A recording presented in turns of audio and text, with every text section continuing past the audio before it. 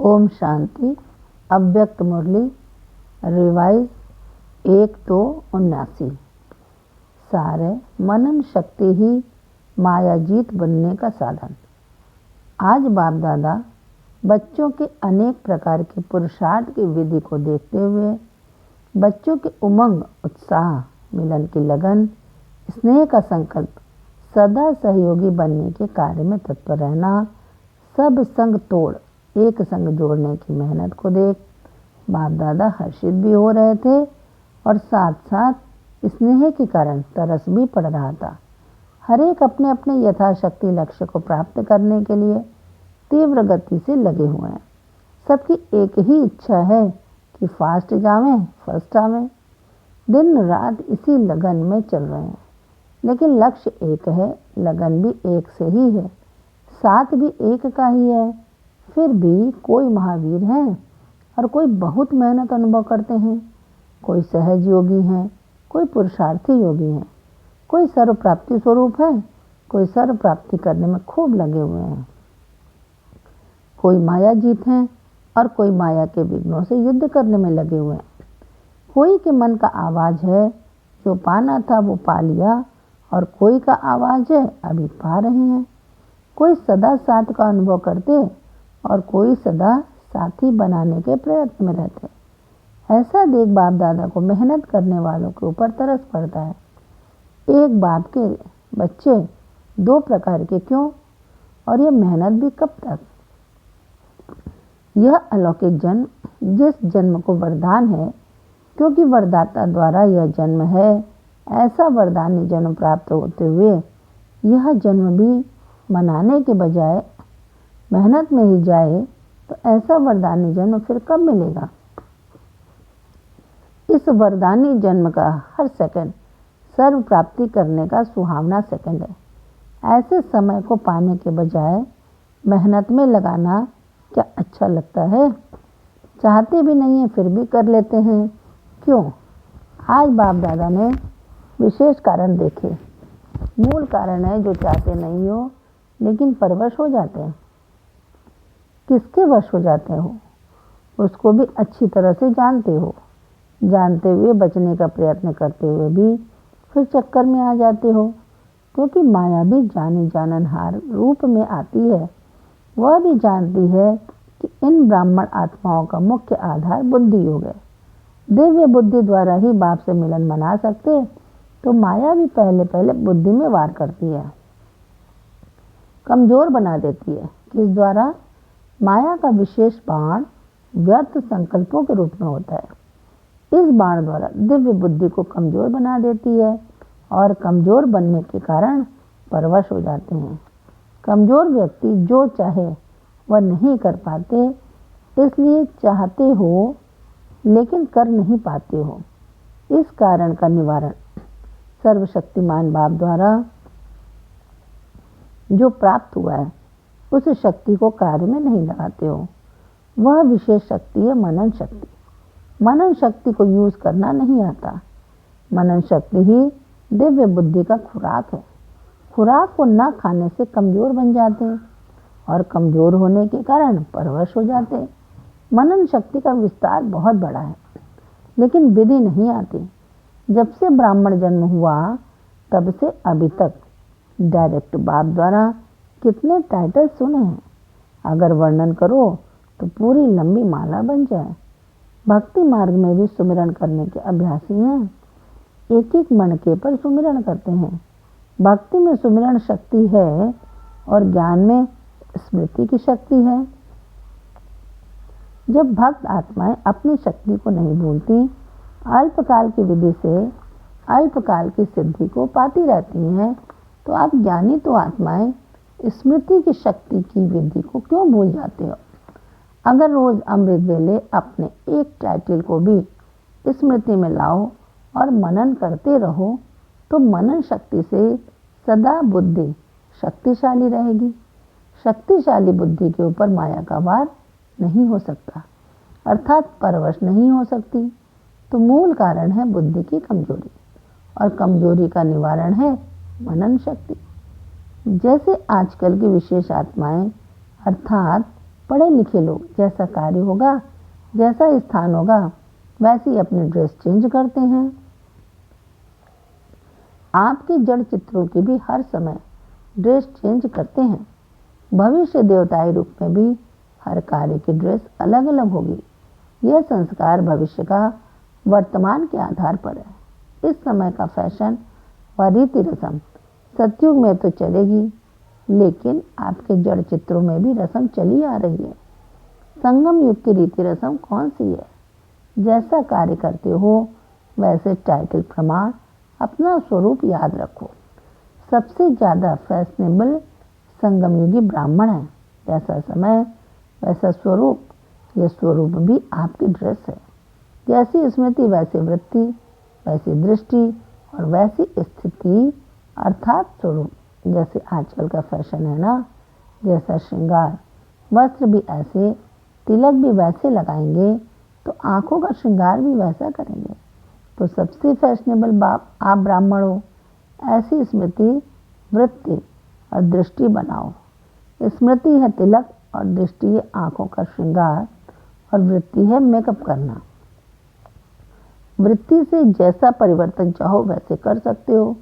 तो सदैव रूहानी सजी सजाए मूर्त हो, विश्व को परिवर्तन करने वाले। मनन शक्ति अर्थात अपने अनेक टाइटल्स अर्थात स्वरूप स्मृति में रखो।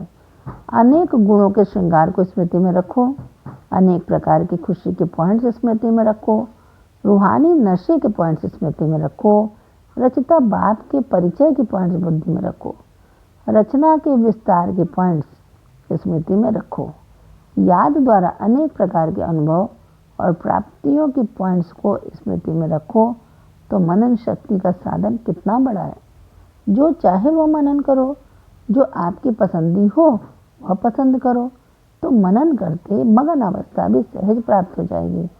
परवश के बजाय माया जीत बनने का वशीकरण मंत्र सदा साथ रहेगा और माया सदा के लिए नमस्कार करेगी। संगम युग का पहला भक्त आपका माया बनेगी। मास्टर भगवान बनो तो भक्त भी बनेगा। अगर खुद ही भगत होंगे तो वह किसका भक्त बने? तो भक्त बनेंगे व मास्टर भगवान बनेंगे। इसका सहज साधन सुनाया। मनन शक्ति को बढ़ाओ। समझा? बंगाल बिहार का जोन तो श्रृंगार करना जानता है। जैसे देवियों को बहुत सजाते हैं, अपने जड़ चित्रों को सजाने आता है ना, ऐसे स्वयं को सजाना है। इस जोन की भी विशेषता है जो बाप को अति प्रिय है। ऐसे बच्चे बहुत हैं। वह कौन? गरीब भी हैं और भोलेनाथ के भोले भी हैं। दोनों ही बाप को अति प्रिय हैं। इसलिए इस जोन का ग्रुप देखो बड़ा है ना। इस जोन की विशेषता है, इस जोन में कितने अलग अलग प्रदेश हैं। नेपाल भी है तो आसाम भी है। वैरायटी फूलों का गुलदस्ता है। सेवा भी अब विस्तार को पाती जा रही है। साकार तन को ढूंढा भी यहाँ से ही। तो स्थान की विशेषता रही ना। जैसे गवर्नमेंट को किस स्थान से कोई विशेष अमूल्य वस्तु मिलती है तो उस स्थान का महत्व रहता है। वह स्थान नामी ग्रामी रहता है, हिस्ट्री में आ जाता है। ऐसे यह स्थान भी बाप की हिस्ट्री में विशेष स्थान है। आगे चलकर इस स्थान का महत्व विश्व में महत्वपूर्ण होगा। जैसे दिल्ली की विशेषता अपनी है, बॉम्बे की अपनी है, इस स्थान का महत्व भी बहुत बड़ा अपना है। इसलिए आगे चलकर और भी इस स्थान को विशेष भूमि की रीति से देखेंगे और सुनेंगे। ऐसे विशेष भूमि के निवासी भी विशेष आत्माएं हो। भूमि के साथ आप लोगों के भाग्य का भी सवर्णन करेंगे। अच्छा, सदा शक्तिशाली स्वरूप में स्थित रह। माया दुश्मन को भी अपना भक्त बनाने वाले, सदा सजे सजाए स्वरूप में स्थित रहने वाले, वशीकरण मंत्र द्वारा माया को वश करने वाले, सदा स्मृति द्वारा समर्थ रहने वाले सर्वशक्तिमान आत्माओं को बाप दादा का याद प्यार और नमस्ते। बच्चों की तरफ से भी बाबा को नमस्ते नमस्ते नमस्ते। पार्टियों से मुलाकात। पहला, हर संकल्प व कर्म बाप समान करने से निरंतर सहज योगी की स्टेज का अनुभव। संगम युग का श्रेष्ठ स्थान है बाप का दिल तख्त। जो इस तख्त पर बैठते हैं वही विश्व के तख्त के अधिकारी बनते हैं। और जैसे बाप परम पूज्य है वैसे बच्चे भी पूज्य बन जाते हैं, क्योंकि दिल में वही समाये जाते हैं जो समान होते हैं। तो बाप समान फॉलो फादर करने वाली आत्माएं होना, ऐसे अनुभव होता है। जो बाप की स्मृति वो बच्चों की स्मृति, जो बाप के गुण वो बच्चों के गुण, जो बाप का कर्तव्य वो बच्चे का। इसको कहा जाता है फॉलो फादर। जो भी संकल्प व कर्म करो तो पहले चेक करो कि बाप समान है। अगर बाप समान है तो सहज योगी की स्टेज का अनुभव होगा, मेहनत नहीं लगेगी और कोई भी परिस्थिति में बाप को सामने लाने से स्वस्थिति के आधार से परिवर्तन हो जाएंगे। चाहे कितने भी देश के हालात नाजुक हों, लेकिन आप सदा कमल पुष्प के समान बाप की छत्र छाया में न्यारे और प्यारे रहेंगे। सदा छत्र छाया में होना, बाप सेवाधारी बन करके आते हैं तो छत्र छाया के रूप में बच्चों की सदा सेवा करते हैं। बाप को याद किया और साथ का अनुभव किया। वैसे कोई भी शरीरधारी का साथ लेने में समय लग जाता है, लेकिन बाप जो तो सेकंड में हाजिर होगा। तो दूर रहते भी सदा समीप आत्मा हो ऐसा अनुभव होता है। जो जितना प्यारा होगा उतना समीप होगा। तो कितने समीप हो? अभी भी समीप तो तीनों ही स्थानों के समीप हो ना। जहाँ भी ब्राह्मण बच्चों के पांव पड़ते हैं वहाँ कोई न कोई आत्माएं हैं, तब जाना होता है। जो बच्चे बाप की याद में रहते हैं, याद में रहने वाले बच्चों को बाप सदा रिस्पॉन्ड देते ही रहते हैं और सदा देते रहेंगे, क्योंकि याद द्वारा ही अनुभवों का अधिकार प्राप्त होता है। भाषण ही सिर्फ सेवा का साधन नहीं है, अनुभव द्वारा भी प्रभावित कर सकते हो। अनुभव की टॉपिक सबसे ज़्यादा अट्रैक्ट करने वाली होती है। सेवा जरूर करनी है, जैसे भी करो।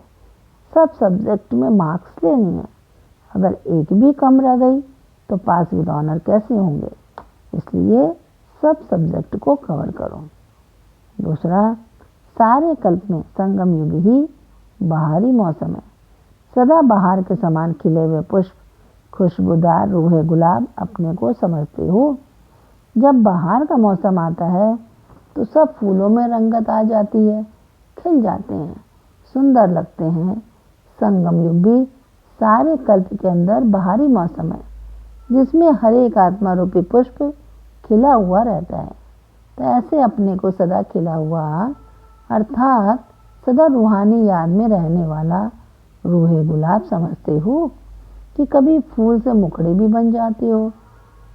जो पहले छोटी कली होती है वह बंद होती है, फिर खिल जाती है तो फूल कहा जाता है। तो सदा खिले हुए हो या कभी फूल या कभी कली, सदा खिला हुआ पुष्प वह है जो दूर से ही सबको आकर्षित करे। ऐसी रूहानियत है, जो भी संपर्क में आए उसको यह रूहानी खुशबू आकर्षित करे। खिले हुए फूल ही किसी को भेंट किए जाते हैं। बाप दादा के ऊपर भी खिले हुए फूल की ही बलिहार होते हैं। जो सच्चे भक्त होते हैं वह कभी देवताओं पर सड़े हुए फूल नहीं चढ़ाएंगे, अच्छे खिले हुए देवताओं पर भेंट करेंगे। तो ऐसे खिले हुए रूहानी गुलाब हो जो बाप के ऊपर अर्पित हो सके। सदा यह याद है कि हम किस बागवान के बगीचे के फूल हैं। डायरेक्ट बाप फूलों को अपने स्नेह का पानी दे रहे हैं तो कितने लकी हो गए। बाप दादा सदा हर बच्चे को देख क्या सोचते कि हर बच्चा विश्व के मालिक बने, हद के नहीं, स्टेट के नहीं, लेकिन विश्व के। विश्व का मालिक कौन बनेंगे? जो विश्व कल्याणकारी होंगे। तो आप सब कौन हो? विश्व पर राज्य करने वाले या स्टेट पर? जो विश्व पर राज्य करने वाले होंगे वह सदा बेहद की स्थिति में स्थित होंगे। संबंध, संस्कार, स्वभाव सब बेहद में होंगे, हद नहीं होगी। हद की प्रवृत्ति में अपना ज़्यादा समय देते हो या बेहद में? बनना है बेहद का मालिक और समय देते हो हद में, तो क्या होगा? बेहद के मालिक बनने वाले बेहद की सेवा में जरूर लगेंगे। हद निमित्त मात्र, सारा अटेंशन बेहद की सेवा में। बेहद में जाकर सेवा करो, सर्विस में नया मोड़ लाओ। बहुत समय से दिल में जो प्लान है वह प्रैक्टिकल में लाओ। इस वर्ष की योजना बनाओ कि इतने सेंटर खोलने हैं। हैंड्स भी ऑटोमेटिकली निकल आते हैं, वहाँ के हैंड्स तैयार करो। अच्छा, ओम शांति। वरदान, शुद्ध संकल्प के व्रत द्वारा वृत्ति का परिवर्तन करने वाले दिल तक नशीन भव। स्पष्टीकरण, बाप दादा का दिल तक इतना प्योर है जो इस तख्त पर सदा प्योर आत्माएं ही बैठ सकती हैं। जिनके संकल्प में भी अपवित्र या अमर्यादा आ जाती है, वो तख्त नशीन के बजाय गिरती कला में नीचे आ जाते हैं। इसलिए पहले शुद्ध संकल्प के व्रत द्वारा अपने वृत्ति का परिवर्तन करो। वृत्ति परिवर्तन से भविष्य जीवन रूपी सृष्टि बदल जाएगी। शुद्ध संकल्प व दृढ़ संकल्प के व्रत का प्रत्यक्ष फल है ही सदा काल के लिए बाप दादा का दिल तख्त। स्लोगन, जहाँ सर्व शक्तियाँ साथ हैं वहाँ निर्विघ्न सफलता है ही। जहाँ सर्व शक्तियाँ साथ हैं वहाँ निर्विघ्न सफलता है ही। अच्छा, ओम शांति।